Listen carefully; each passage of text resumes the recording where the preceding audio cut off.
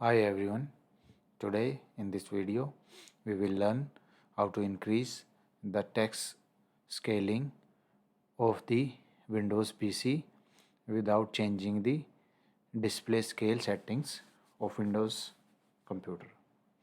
So let's start by pressing Windows plus I key. It will open the Windows settings app. On Windows settings app, we need to click on display setting. In display settings, double click on scale and layout.